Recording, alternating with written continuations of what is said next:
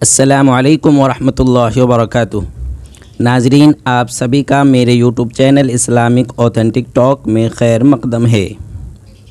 ناظرین، بہت سے طلباء و اسٹوڈنٹس امتحان کے صحیح طریقہ کار سے متعلق جستجو میں لگے رہتے ہیں کہ امتحان کس طرح دیں تاکہ بہت سی پریشانیوں سے بچا جا سکے۔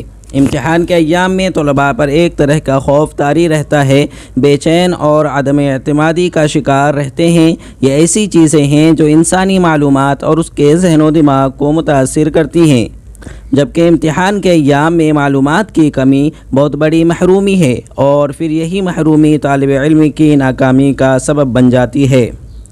ایسے میں طلباء اسٹوڈنٹس کو چاہیے کہ محنت کے ساتھ ساتھ اللہ سے رجوع بھی کرے۔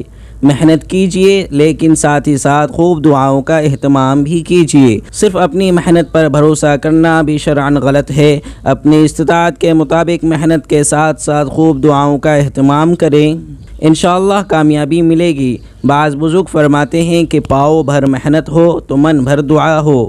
لیکن محترم ناظرین، خیال رہے کہ دنیا دارالاسباب ہے۔ اللہ سے مانگنے کے ساتھ ساتھ آپ کو اسباب اور تدبیر بھی اختیار کرنے پڑیں گے۔ محنت سے غافل ہو کر محض دعاؤں اور وظیفوں پر بھروسہ کر کے بیٹھنا بھی نہیں ہے۔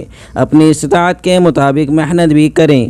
ناظرین، اب جانتے ہیں کہ امتحان کی کامیابی کے لیے سب سے مؤثر وظیفہ کیا ہے۔ سب سے پہلے چاہیے کہ اللہ سے خوب دعائیں کریں۔ دعا سے بڑھ کر کوئی وظیفہ طاقتور نہیں۔ دوسرے نمبر پر وظیفہ یہ ہے کہ یا ناصرو ہر نماز کے بعد 21 بار پڑھیں۔ تیسرے نمبر پر یہ کریں کہ روزانہ فجر کی نماز کے بعد یا علیمو 150 بار پڑھیں، اور جس دن امتحان ہو اس کو زیادہ سے زیادہ پڑھیں۔